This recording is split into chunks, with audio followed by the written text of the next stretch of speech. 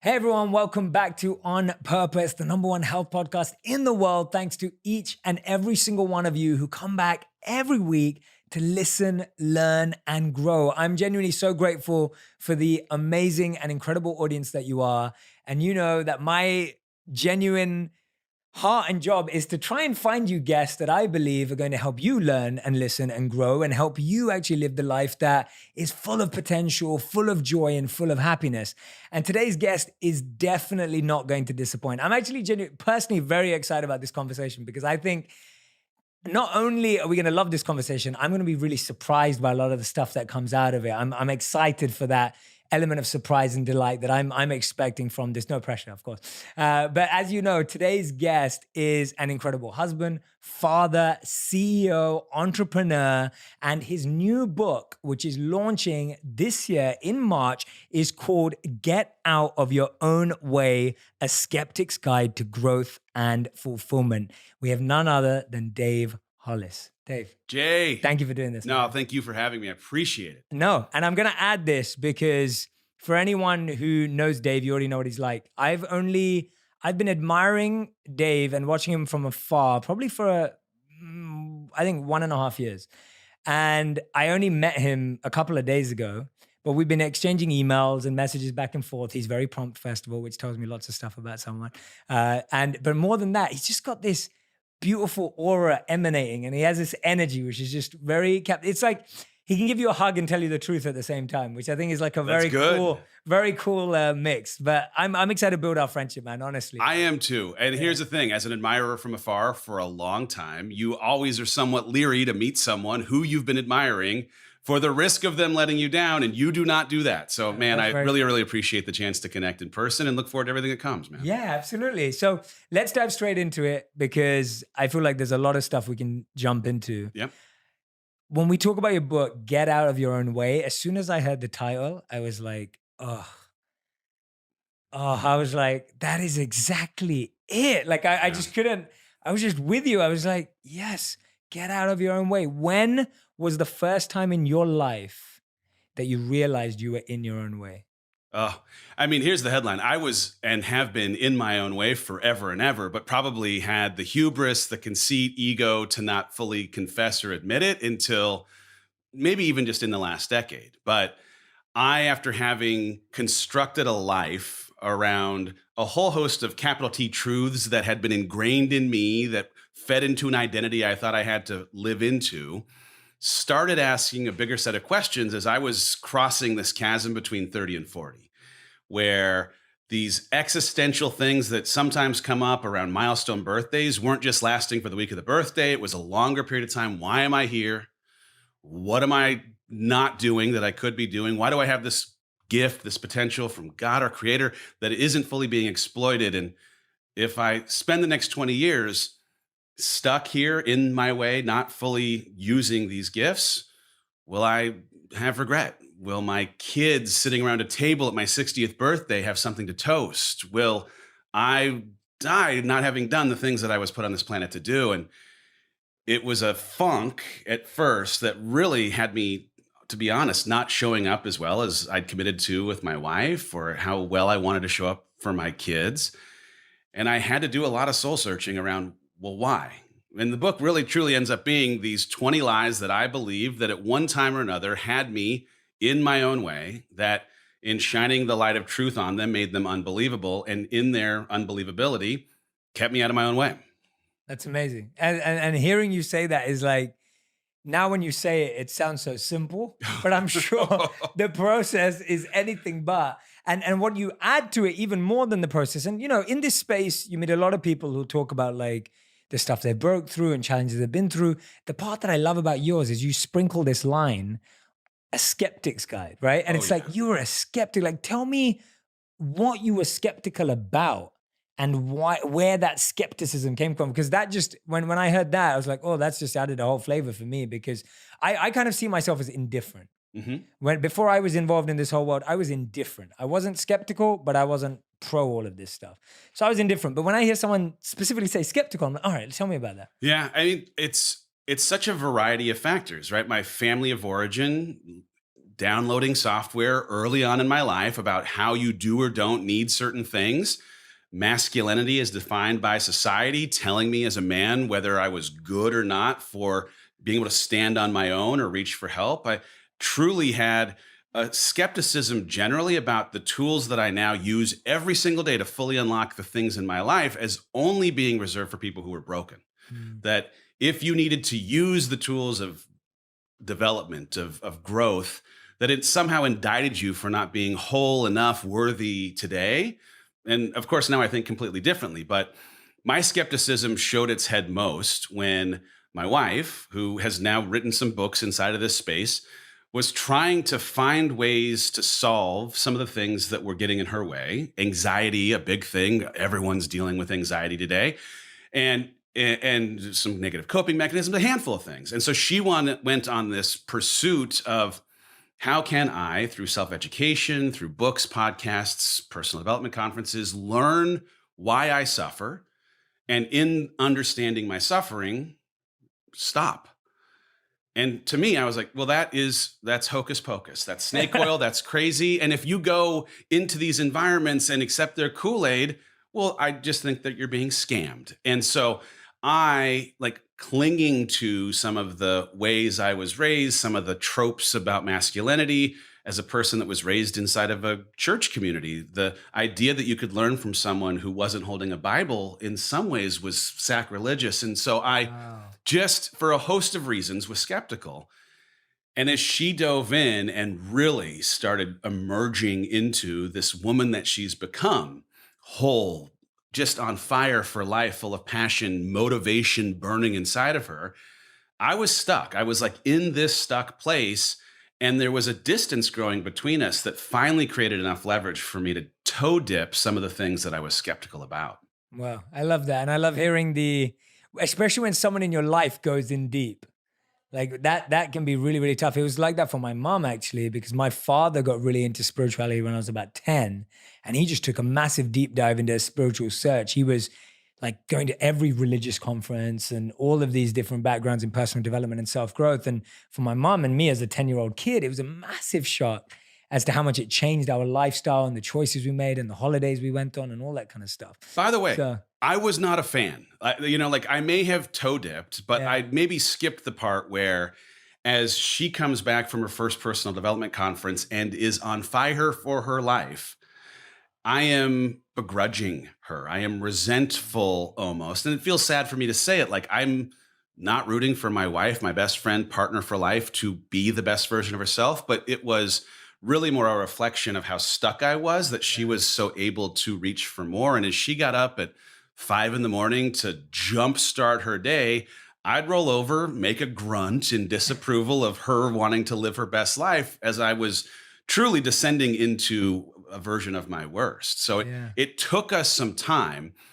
The turning point, to be even like put a finer point on it, was when I'd stayed just stuck for such a long period of time. As she continued to grow, we had to have the hardest conversation of our marriage. Mm. And that was if I, Rachel, were to continue to reach for growth because of it being one of, if not the most important commodity that I value in life, and you, Dave, decide to stay stuck or really descend into a lesser version of yourself, as that trajectory creates greater distance between us, in 3 months, will we still make out? In 6 months, will we still go on dates? In 3 years, will we still be married?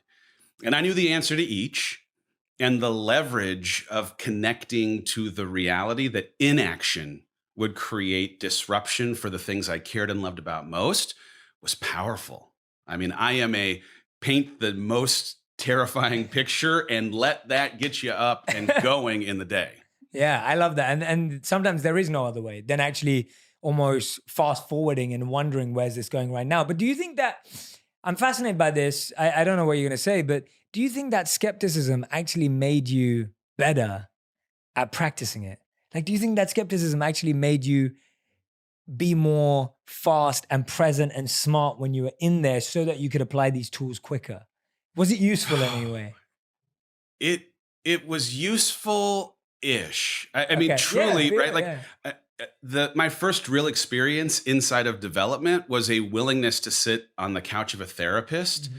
and start doing some of the things that my practical mind needed to progress on this journey. And for me, it started with understanding why.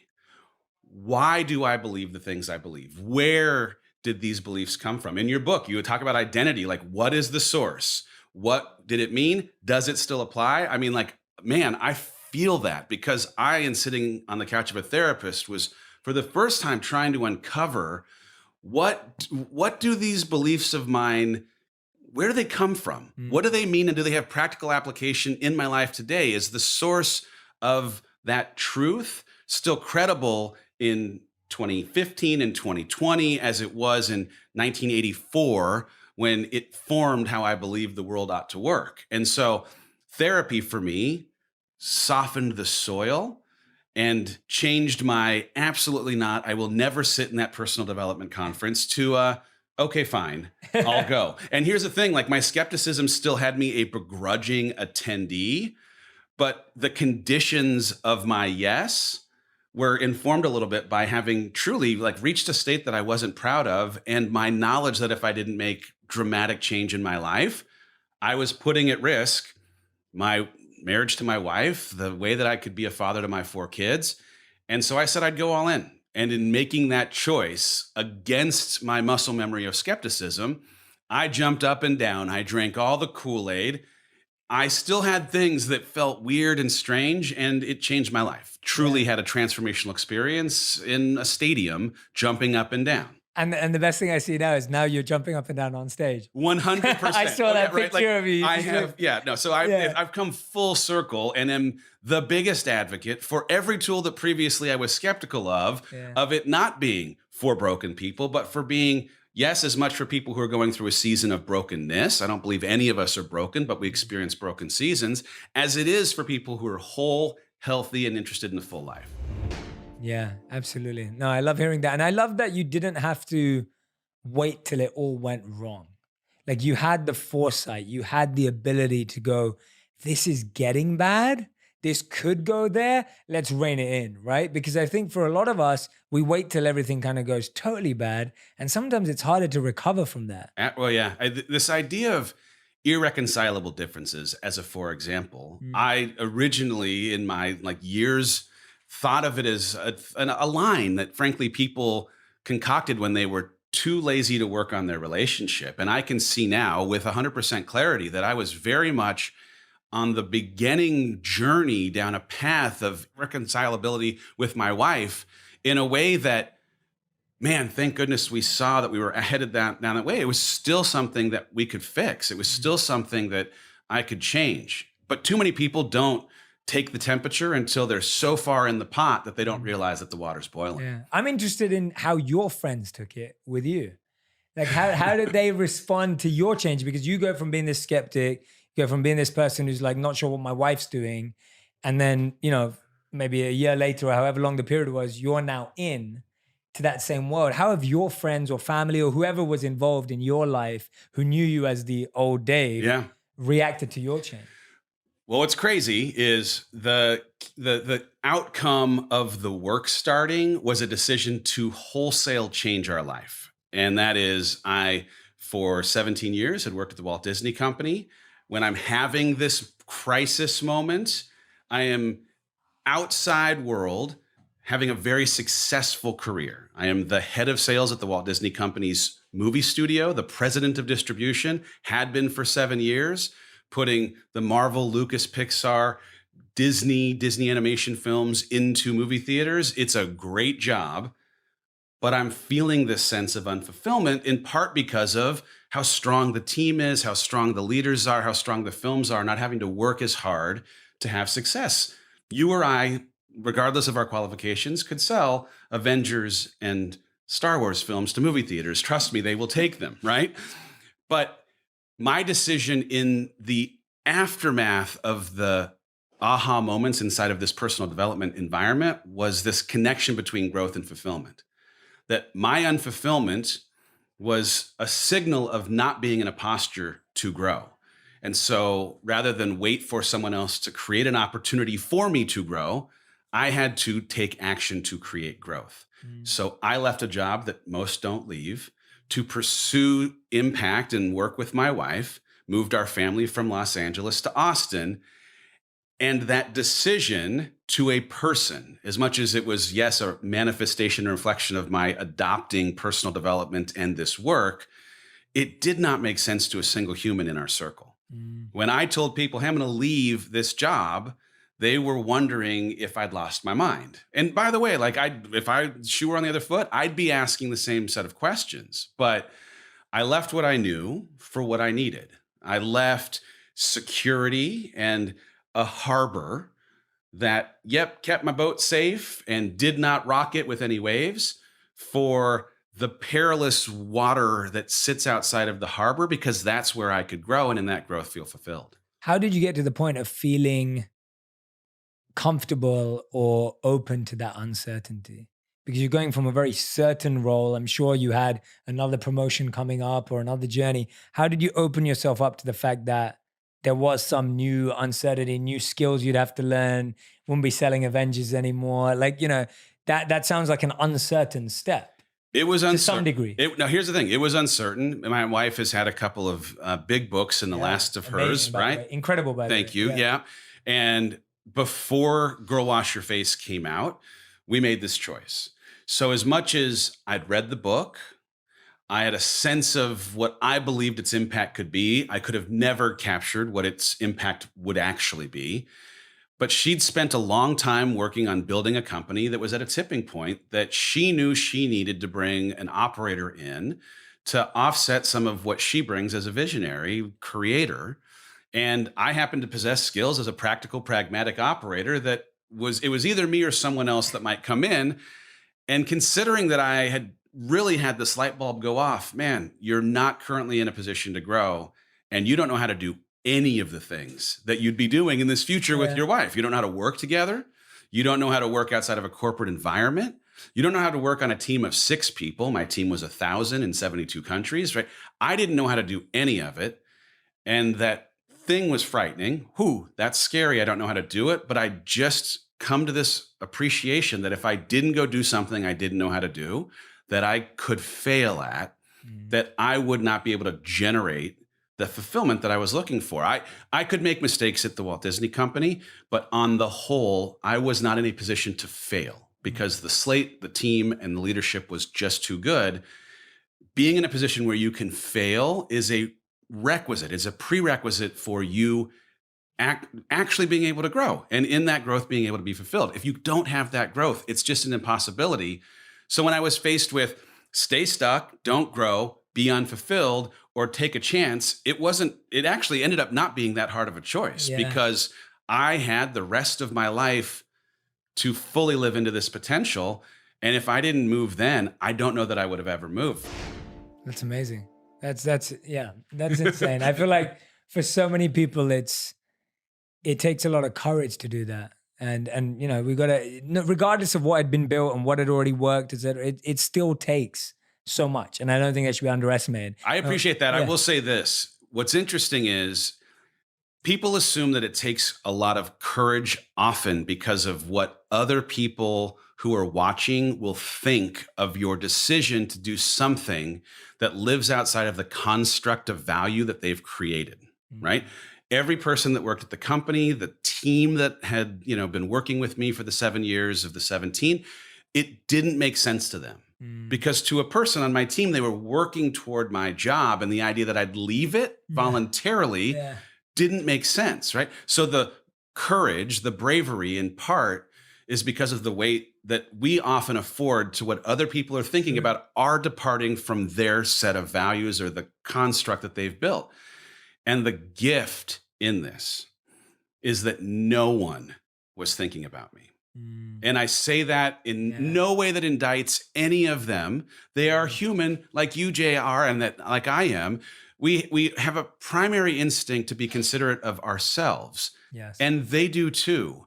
And in the book, I talk about a story where I'd concocted this conspiracy theory that they were told to not get back in touch with me after I left for the time that went by when I didn't hear from people.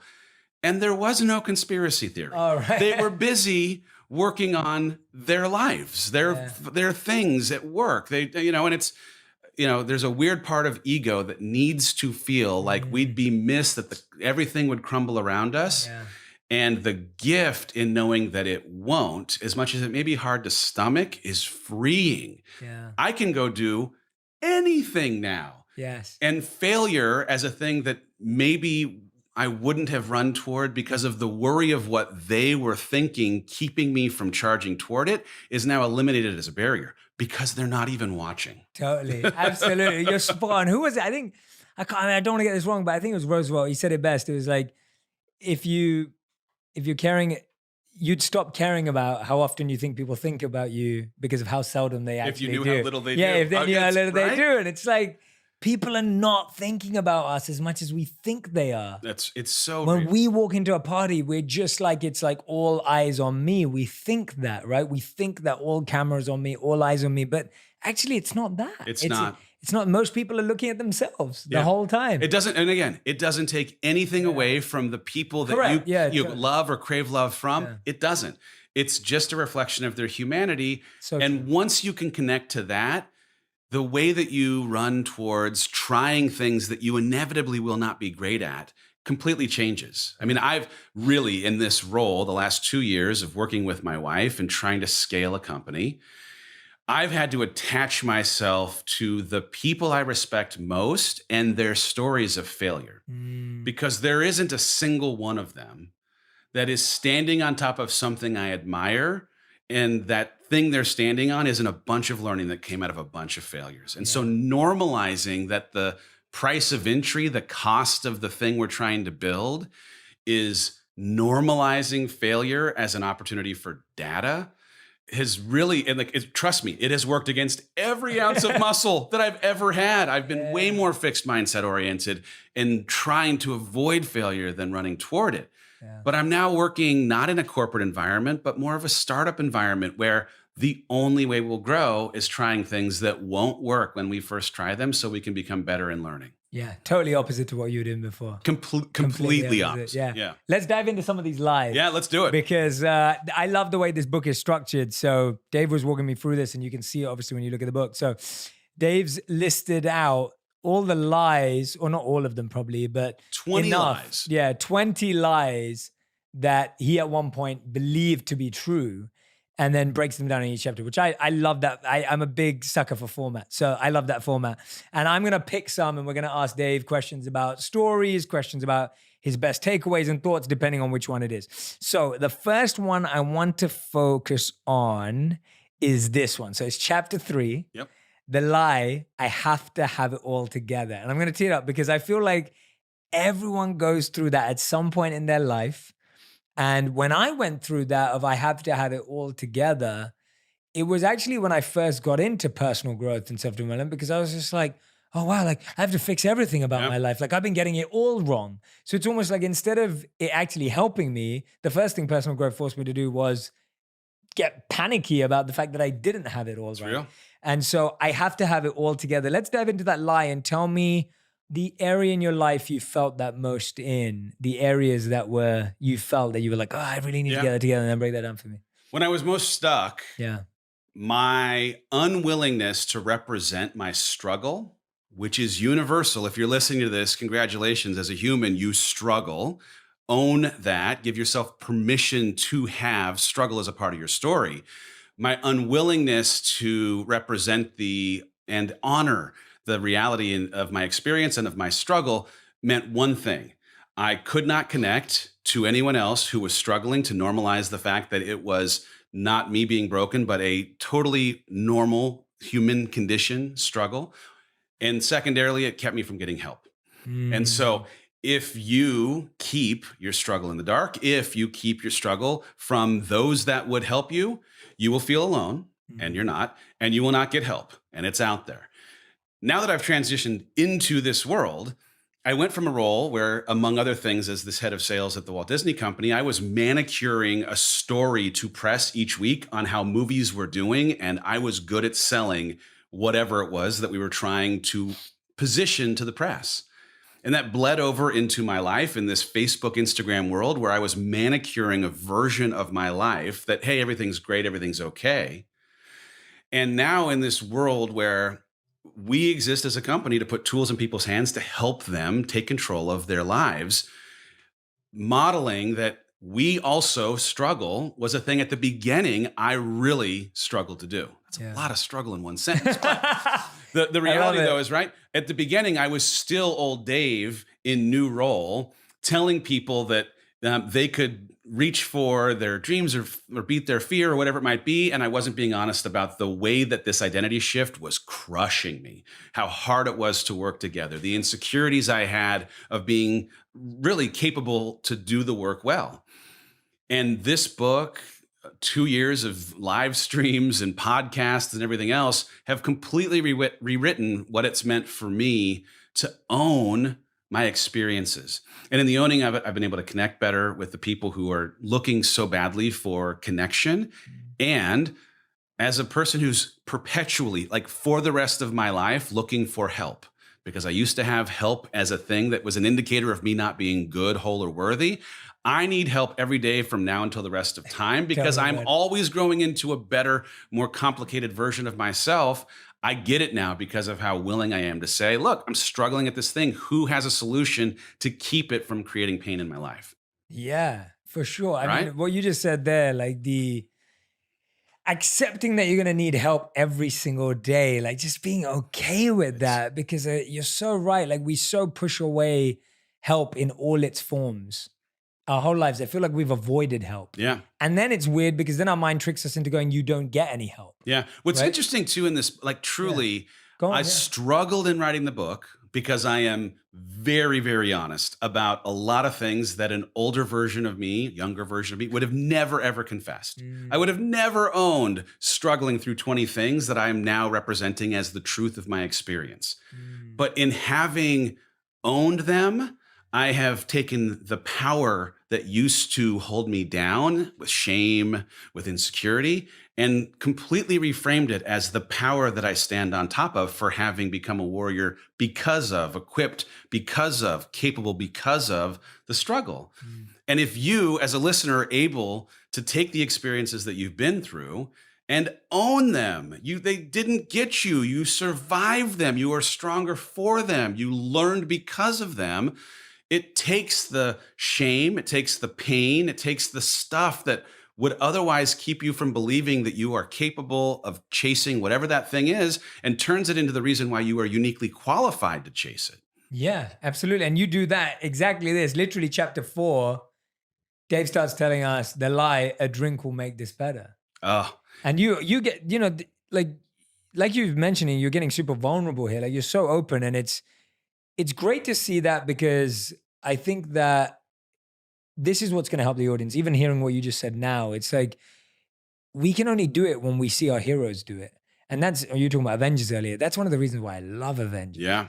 Because to me, Avengers is a bunch of people with a lot of issues. Like each of them have so many issues, but they use all of those issues in trying to help the world. They become their strength. They become their strength. I had a casual relationship with alcohol for most of my adult life. Drink after work, couple drinks, bad day, long day, triggering day, 3 drinks, right? Take the rough edges off the end of a long day. And in the transition in identity, in becoming accustomed to this new life, in the worry of what other people were thinking, in the grappling with all of it, what was a casual relationship turned into something that wasn't. And what I realized is I had made this decision. I got this little tattoo on my arm. Yeah. A ship is safe in harbor, but that's not what ships were built for, right? I am the ship. I was built for this. I made this decision to leave the harbor. I'm now chasing the growth that the waves will create. But when the waves get too rocky and trigger my anxiety and my imposter syndrome and the worry of what other people are thinking, I'm having a drink to reduce the rockiness of the waves at the expense of the growth that I was chasing. You don't get the growth when you're muting the benefit that would have come from those waves. So I had to learn that coping mechanism, it can't be applied as a local anesthetic, right? You can't have a drink just for your anxiety without muting your joy. You can't have a drink to mute your fear without muting your opportunity to grow. Wow. And Yeah. so I had to find a new coping mechanism. By the way, the triggers, they still exist. In fact, with the way that I'm pursuing what I'm pursuing, they're coming at a faster rate. I needed to find something else. So I substituted bottles for running shoes. And as a sign of how much I've had to run in the year that I've stopped drinking, I've run about 900 miles. That's insane. Lots of running, but it's therapy. It's a productive way of processing the fear and the anxiety and the insecurity that comes up in a way that still affords me the opportunity to show up well for my team, my wife, my kids, and allows me, as I lay my head on the pillow at night, when I'm alone with my own thoughts, to have pride for how I've taken control of a thing that previously was controlling me. I've never heard it put that way. I love that. I've never heard it put that way, that when you're taking the edge off the anxiety, that's actually taking the edge off the joy. It is. Like, that's phenomenal. That's such a great way of looking at it, because you're so right. There's no, you can't be selective about what it takes off. No. And it's a trick. I mean, truly, like society, the like way that your family of origin maybe used the thing that you now use. Yeah. You've convinced yourself that, oh no, this is just the nice way to segue out of a long day into a soft, landing an evening. But you can't actually appreciate the breaking down of the muscle if you're muting the fruit that would have otherwise come from it. You have to sit in it. Brendan says you have to honor the struggle. And I've really, truly come to appreciate that that's a part of my journey as much as anything. Yeah. Who's listening to these lies, listening or watching right now going, wow, I've told myself some of these lies. I know I have. Like, these are just, whatever your thing is, you may not have been drinks for you. It could have been something totally different. But the point is, you have told yourself at some point that something bad for you is good at taking the edge off. For me, I mean, my worst enemy a long time was sugar. Right? It was just tons of sugar. I grew up eating 4 chocolate products a day, like literally a chocolate biscuit, a chocolate bar, a chocolate yogurt, and a chocolate ice cream. And so I was addicted to chocolate. And people don't even realize how bad sugar can be. So sometimes you're thinking, oh, it's just sugar. But it's like, no, sugar can be terrible. And the other thing I had growing up was experimenting with drugs. Yeah. And I was experimenting with a ton of drugs, and I just did not realize it until I saw someone go through a really bad experience with drugs. It didn't hit me in the face as to how bad it was. Yeah. And I always think that if we're not exposed to stories and people who have shed that pain, and sometimes you see someone who's still going through it, you just can't stop it. So I'm really happy you're talking about it. Thank you. Now, because I think it was hard to write, I'll be honest. Yeah. And it's hard to write, and one of the proudest chapters. Why was it hard to write, really? Like, why was it genuinely hard for you? It was hard because admitting that something got away from me is something that I'm, I don't have shame for it still, but I had shame for it at the time. Yeah. It was hard to have to look myself in the mirror, sit across from my wife and have a hard conversation about having let something that I'd convinced myself I was completely and totally in control of become something that was subconsciously or unconsciously a crutch to get through hard things. And I, like any human, you don't want to have to admit that you're having to do something that isn't great for you to get through a hard thing. I'd like to have thought I was stronger for it.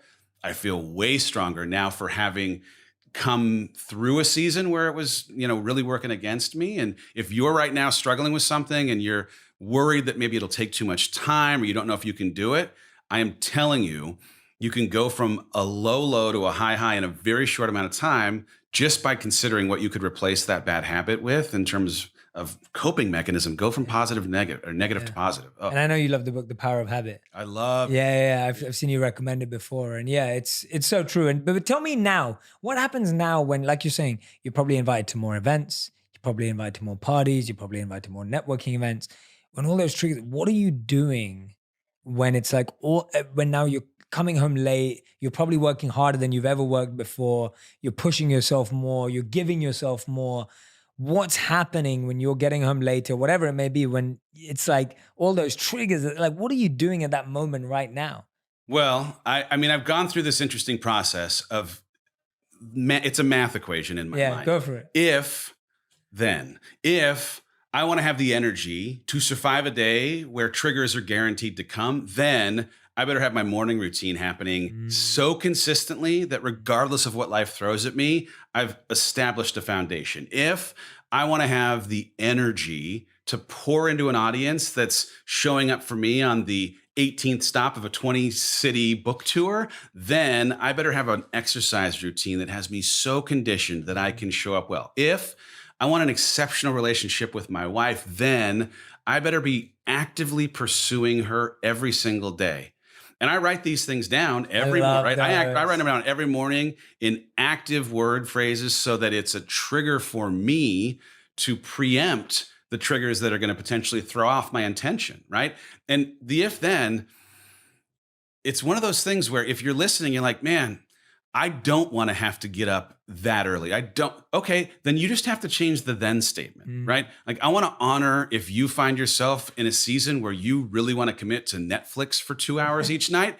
If you do, that's fine, but change make your expectations realistic of what you're able then to do. I have to go to bed at 9 o'clock each night. If I have a night where I'm working late, it's altering my ability to get up and start my day the way that I have to have the kind of day that I intend to have. Like, intention and routine is crazy important now that I'm really wanting to focus on what it takes to do the thing I want to do here every day. Yeah, those are beautiful. I love that. If then statements. Those are awesome. Yeah. I absolutely love that. Okay, let's do a couple more. Let's do a couple more before we move forward. Which other one did I want to pick up? Oh, this one I really like because I'm intrigued by it. Being right all the time doesn't make me an ass. Ugh. Tell me. I mean, if there were a debate club, I'd still be auditioning to be captain. It's like your greatest strengths are your greatest weaknesses. And arguing, negotiation, having worked in sales for a good part of my life, whether it's ego or whatever it is, right? Like, winning arguments to me was affirming things for my ego at the expense of my personal brand, at the expense of my relationships, right? Like, you talk in your book about the difference between ego and self-esteem. And that line is not one that I had a great handle on for many of whether it was business transactions. I'm going to come in with bravado and I'm going to be right at the expense of potentially maintaining a healthy long-term relationship, or with your partner, with your kids. There's sometimes you got to lose the battle to win the war kind of mentality that was just lost on a younger, more ego-focused version of myself.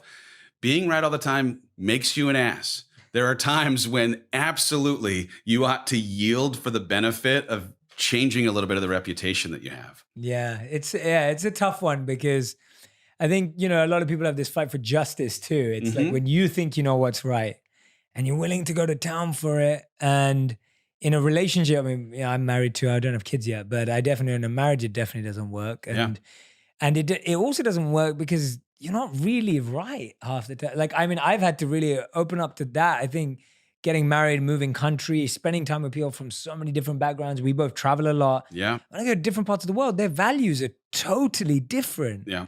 And you realize your version of right is just what you had when you grew up. 100%. I mean, here's the thing. There are hills to die on, right? There are things that I do believe you should fight to the death. Totally. It doesn't matter. And I have those things.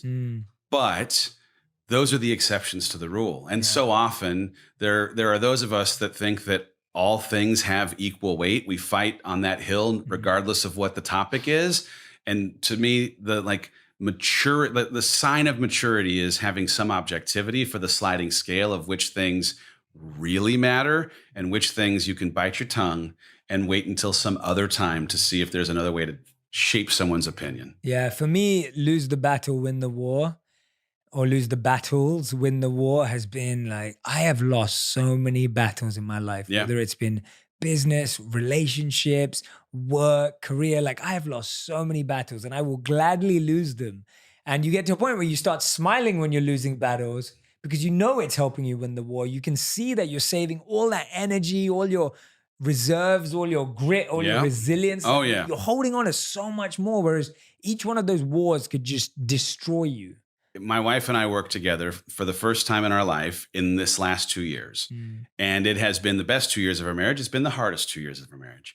And the nuance of learning this and applying it to our business relationship so that our personal relationship would still afford makeout has been one of the things that, I've written this somewhat in real time as the events of these last 2 years have been unfolding. And this conversation is as much about Dave and Rachel working together and still wanting to have this exceptional relationship outside of work as anything else. It's hard work. If you work with your partner, you know, but the decision to, fight for the things that actually matter and then yield to the things that will afford you to still like each other as much as you love each other, that's important too. And have you found that working together, because I've never worked with my wife professionally and it's not part of our plan in the work we do, at least for now, you never know. I mean, you know, things, but have you found that the strength of your relationship for you affects the strength of your business relationship? Or actually have you been able to keep it very separate where both of you can perform for the business, even if things weren't working out at home and then you're figuring them out? And then how hard is either of them? It's interesting because we've changed the nature of our relationship because of the responsibility of our business. Yes. And so we would both, I think, self-identify as recovering codependents, where our interest in keeping the other person happy, even if sometimes it tipped into unhealthy, like we're not going to talk about this thing that we probably ought to talk about, that was a version of our past that in working together, we quickly had to change. And that meant like really embracing radical candor. Kim Scott's got a great book called Radical Candor. This idea of like responsibly and respectfully bringing up things that are hard in the moment for the benefit of not letting them fester and spoil. Our team, it's grown pretty quick, a 65-person team. Mommy and daddy can't be fighting or they will lose focus. They will worry about the direction of the team. We don't want to fight. So instead of fighting, we have really hard conversations all the time so that nothing is ever unsaid. Well, that's just a fundamental change from who we were, but it's produced an unbelievably healthier version of who we are, because now there's nothing laying under the surface. It's all out there, and it's brought out for the best of our relationship and the best of our work product. Yeah, absolutely. I feel like these kind of formative experiences, especially done in short bursts, like you're talking about last couple of years, I feel like for relationships, and I know it sounds basic, but it's true. It's like either make or break. Like it's very much like it then becomes about how much you both care. Like when me and my wife in 1 year, we moved house 3 times. We moved country. I changed job 3 times. And we moved to New York. And so that was like in 1 year, in 26, and we got married that year. Sorry, I forgot to add. Goodness. We got married that year. So literally we'd already moved home, we got married, we moved country, and I changed job 3 times in the same year. And then we got a new apartment in New York when we moved there. And we moved into this 500 square foot apartment in New York because we couldn't afford anything else. It was tiny, living on top of each other. A few months later, I'm now working from home too. She's on the blender. I'm trying to do a Facebook Live. Unreal. And like, it was just, and we went through it that year. Like 2016 was the hardest year for our relationship. And at the same time, like what you're saying, it was the best year for our relationship because I don't think we would have accelerated that fast. You had to. We had to. It was a survival tactic. Totally. And man, the gift of having to figure it out that fast when things are moving as fast as they were then or as fast as they are now, it's a gift, even though it's hard to see it as such in the midst of it. Yeah. And I think that's where the test, and I don't like the word test, but it is to some degree of like, how much you really love each other, what you really wanted, all the commitments you made, like all of that stuff. Yet you have to really look at it in the mirror. And you can't really let nothing squeezes past in that year. Like nothing gets past it. Our having to come back to our relationship values in the last 2 years has been such an important thing because the emotion that comes up when life throws in chaos will have you forget the things that you priority ranked as your relationship values. And if you keep coming back to these things, do we still submit that these are the most important things in our relationship? If the answer is yes, then these emotional things have to be filtered through the lens of these values. And all of a sudden, you can create objectivity in a space that previously was being run by emotion. Whew, thank goodness. But man, it takes forcing that and intentionality to come back to it, or you truly are just a victim to the wind blowing in a certain direction. What are some of those relationship values that you both created together and why did you choose those? Can you tell us some of them? Yeah, our marriage is more important than our business.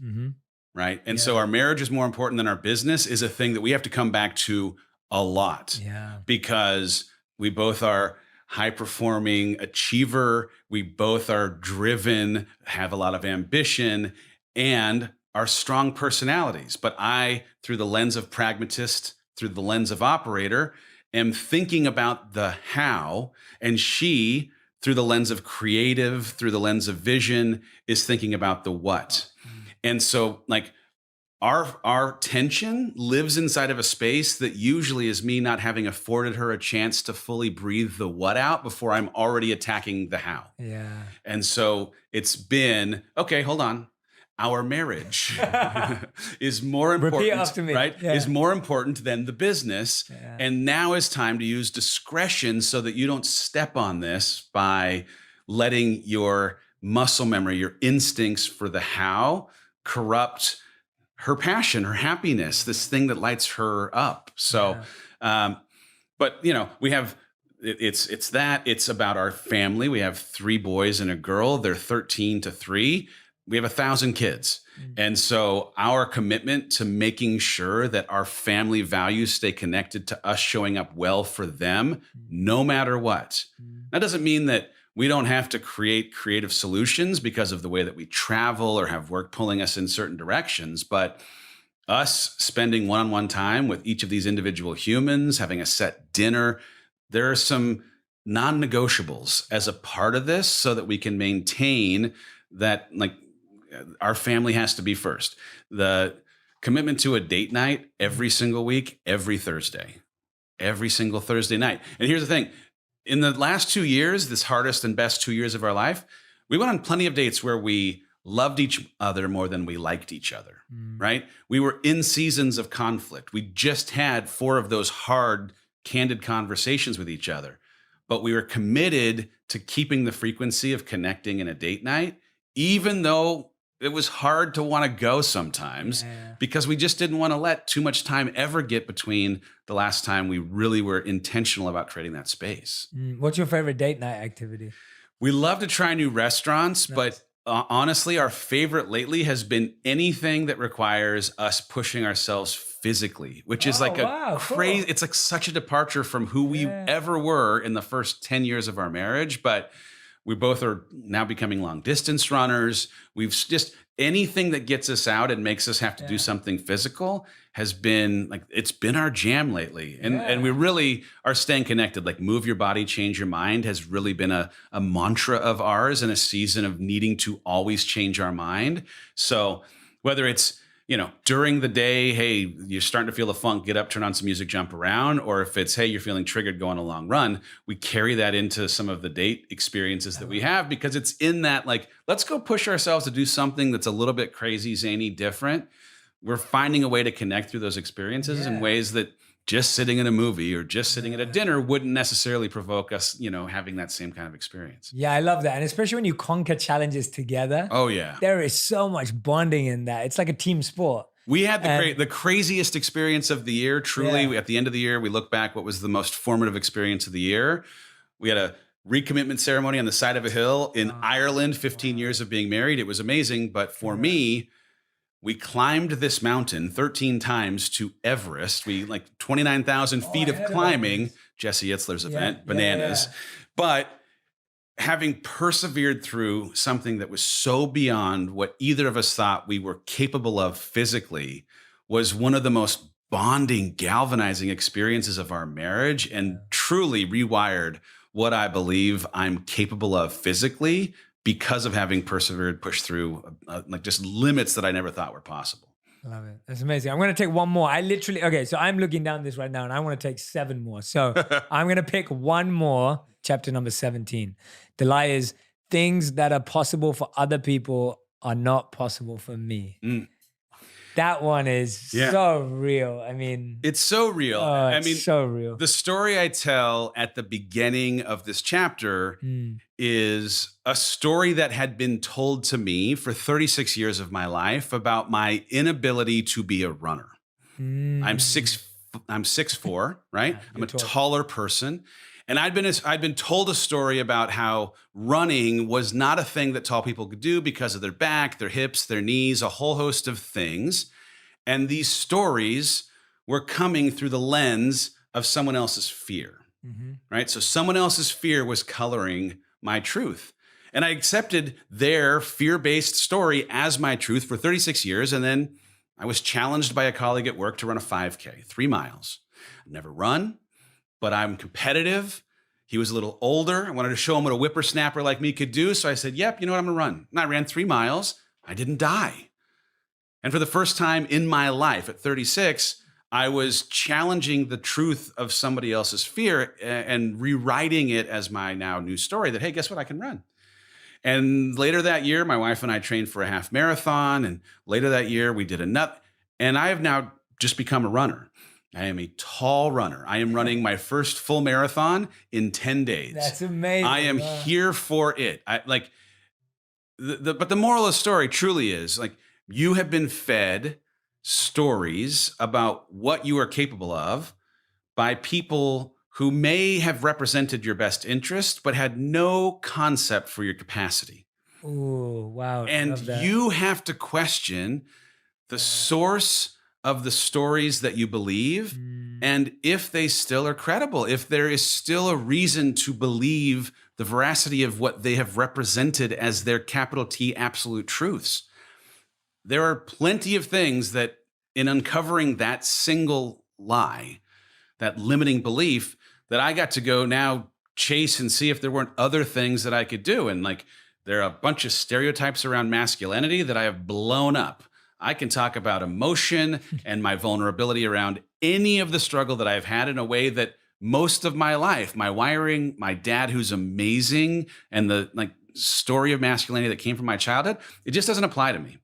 I'm free from it. And if other people don't understand it or they want to be critical of it, they are welcome to, and it doesn't matter to me. I don't care.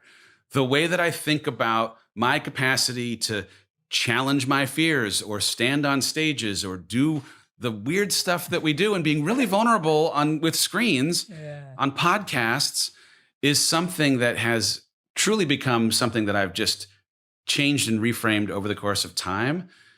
Someone is listening to this who is believing a story that is full of lie, that is an untruth told through the lens of someone else's fear at the expense of honoring your truth.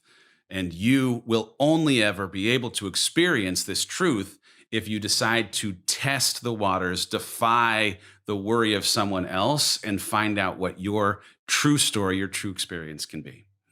That line that you just said is so powerful. People can, have all the best interest for you, but they have no idea of your capacity. No. It's so true. And you can't expect them to either. Yeah. And you can't make their opinion your reality, and you can't expect that their capacity is yours or their capacity for you is yours. I will tell you, like, other people's worry for you is often wrapped in love, right? I say this out of experience with my wife, who in handing me the first draft of Girl Wash Your Face, printed out on 8.5 by 11 paper, binder clipped, I read it and thought that the vulnerability that she was representing in this book was a mistake. I was 100% certain of it. It was driven by my fear and my believing that we'd worked too hard on the managing of optics, that she might now compromise in her honesty and truth. And so I worked with every ounce of my being, wrapped in love, to convince her to not publish a book that has now sold 4 million copies, right? Like a book that, frankly, because of the thousands of letters that I've read of its impact, actually afforded me the opportunity to write this book. I love but that. I, best friend, partner, the person who loves her the most, who she loves and craves love from the most, was worried about her expressing her truth. And if I'd been successful in stunting, changing, stopping the publishing of that book, we wouldn't have the opportunity we have with this company. We wouldn't have moved. I may very well have still been stuck in this rut. So honor that the intentions of the people in your life that may be attempting to hold you back are being wrapped in good or in love, but do not hold them as holy. Do not hold them as a 100% truth. because they may very well just be a manifestation of their fear. And you will get to the end of your life as the one who gets to carry the regret, not the person who is afraid of you pursuing the full unlocking of the passion and potential of your life. Thank you for sharing that. That what you just shared, that's hard to live with. That's hard to live with if you haven't processes like you have. Like, thank you for sharing that, because 4 million copies. Ooh. Right. It's like, can you imagine the amount of lives that have been changed, impacted, the letters? Like, right. Just imagine all of that would have been lost if she had. And what did she do? Did she believe you? Did she trust you? Where did she land in that process of processing you, the person who loves her the most and she wants love from the most? How did she react to that initial fear that you shared? The great news is she had the blessing of having developed a skin for criticism earlier in her publishing career. Right. The first book she wrote, she submitted to 22 publishing houses. There were 7 that represented interest, and each of them said if she were to add sex to the book, because it was a sweet, romantic fiction book, without any of the things that at the time 50 Shades of Grey is happening in the background that 50 Shades of Grey had. And when she decided not to a person, they said, this book will not work, it will not sell, you should not publish it. And she had to, in that moment, ask herself, do I listen to the authority of the experts in this field, or do I publish this book myself? After she got done being upset, she picked herself up, looked up online, how do you publish a book yourself? Published it. It started working, worked so well that a publisher reached out and asked not only if they could acquire the rights, but turn it into a series. She wrote 3 books, led to a couple of cookbooks, led to the fiction, now transitioning into nonfiction, and she wrote Go Wash Your Face. If she'd listened to voices of authority at the first book, that book would still be, as she would tell you, sitting on a screen of her computer. Yeah. So she, bless her, had from the word go this belief in self that was stronger than the voice of authority. And so as another voice of authority, her husband, best friend, the one who's looking out for her, walked into this journey to becoming the writer and author that she is. She had at least a track record and muscle memory herself of having pushed past the expert opinion of authorities in the space because of her staying grounded and connected to her truth and not their worry. Thank you, man. Thank you for sharing that too. Yeah, so powerful. So powerful.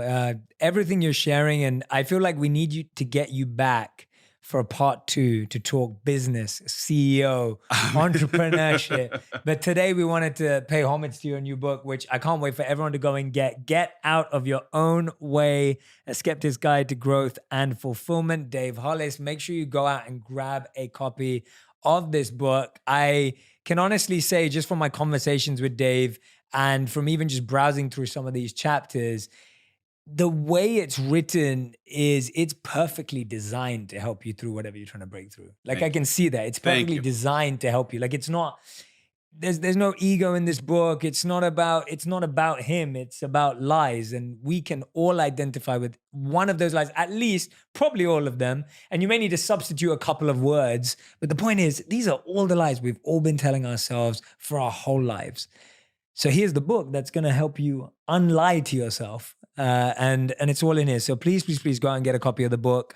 You can pre-order it right now, and it's out in March. What's the exact date? March 10th. March 10th is the exact date. So if you're listening to this at the right time, then it's already out.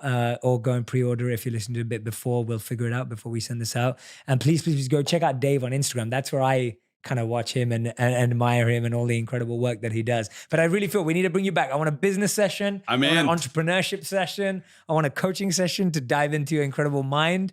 And I want to bring in Rachel as well and do a couple session as well. So we need to plan for that. But we end every interview with a final 5.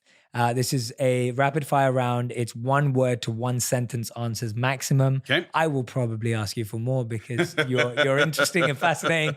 But let's start with the number 1 question. The best relationship lesson you've learned in the past 12 months? Go to bed angry. Oh, no. Okay. Now, oh, wow. Okay. Here we go. All right. Okay. There goes my final 5. Explain that. Yeah. I know there's such a colloquialism around, like, don't go to bed angry. But most of the time when we're ready to have the conversation that we need to when we're angry, there's not enough time to fully unpack the conversation. And we're starting it in this emotional state that hasn't afforded us enough time to think about how we'd like to deliver it. So I would rather have backs turned, fall asleep, let some of the emotion go, and then have an objective conversation when you've been able to think about how you can represent your perspective in a way that they can hear it, and how you can hear them without formulating your response. Because every time we've had a conversation right before bedtime, it's, I'm not really listening. I am arming a response to the thing that you're saying, and it never, ever works out. So go to bed angry. Okay, so you need to come back for a relationship session also. That's brilliant. And that's so true. So my wife taught me that, because I'm one of these people that's like, let's work it out. Let's figure it out. And I'm good even in the moment at putting my emotion aside to some degree, but my wife's always been the one who's like, no, I need to process this. Let me think about it. And so often when we first got together, I'd be that guy going, we can't go to sleep. We're not going to sleep angry. Yep. Like I'd be that guy. And then she'd be like, no, I need time to process it. I'm like, no, we have to do it right now. And it took me a while, but she That's took good. me in that direction. That's good. So you and my wife are in agreement in. on this one. So, okay, awesome. The best business lesson you've learned in the last 12 months? We've had this opportunity, unbelievably, to learn from John Maxwell. He's become a mentor of Rachel's, and he gave us this word: a leader never has 2 good days in a row. Wow. Okay, I've never heard that before. You want to use more than one sentence? I'm ruining it. You're great at this, by the way. Here's the headline. Go for it, yeah. If you're pursuing something of consequence, if you're pursuing something that matters, that's going to have impact, it comes with the guarantee that things will inevitably go wrong, because nothing of impact is simple.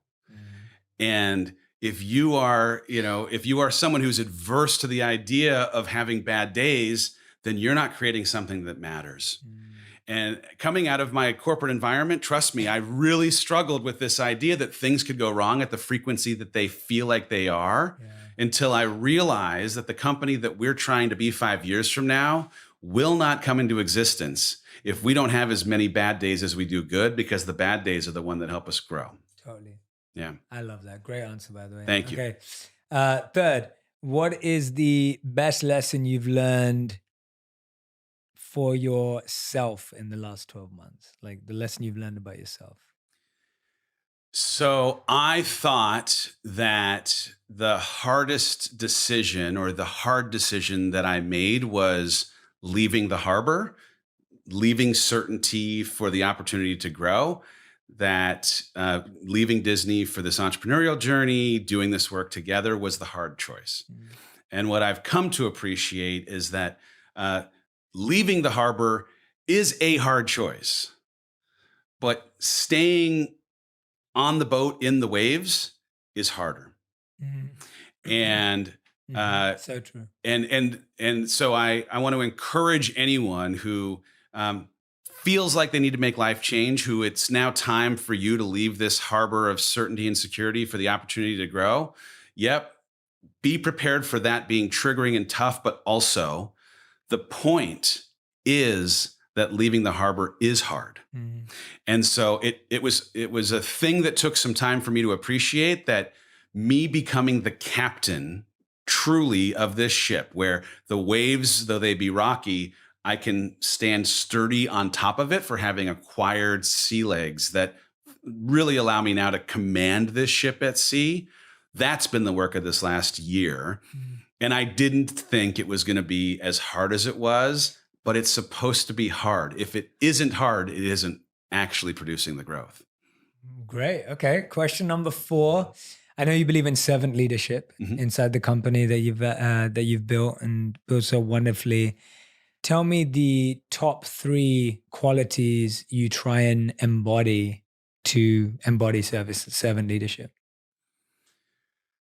Well, we start with a commitment of giving back to the community that we're serving, or supporting, at a very least, the causes that matter to them most. So we set up a foundation. 10% of our company proceeds are immediately put back against causes that are either important to us and aligned with our company's core values, or have been represented by the community as things that they care about.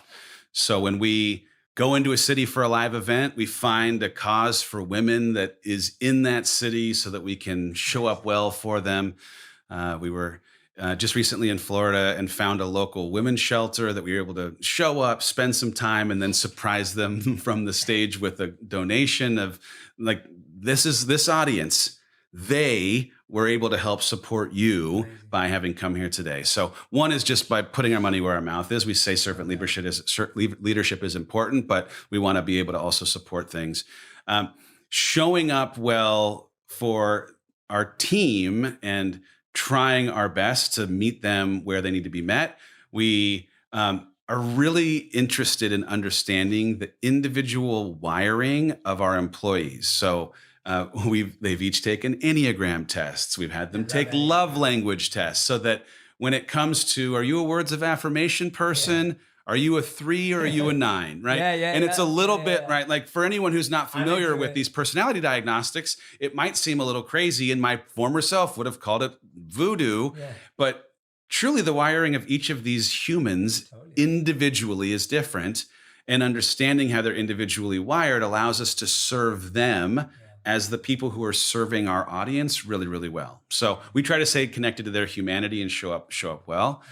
And then just the work that we're doing, truly, I left something that society put a lot of value on, working inside of Hollywood and entertainment and doing work that was about carpets and titles, for this opportunity to place tools into people's hands. And the way that in seeing the comments or getting the letters, we have this opportunity once a week in our HOCO Convo, where the whole team comes together. Our customer service leader reads a couple of letters from the community who have represented the impact of the tools. And it makes the work, even on the days when it's hard, maybe especially on the days when it's hard, feel so worth it, because you're connecting to someone's story of triumph through hard times, in part because of the way that you've come alongside them or encouraged them or whatever it might be. I love it. And fifth and final question, as you can see, this has been the worst rapid fire. This is not a one-word thing at all. Because of me. Because of me. Because you. No, actually, because of you. It is because of me. This is terrible. It's so interesting that I have to. Okay, fifth and final question, which is going to be a one-sentence answer, as I want it to be. The one reason people should read this book.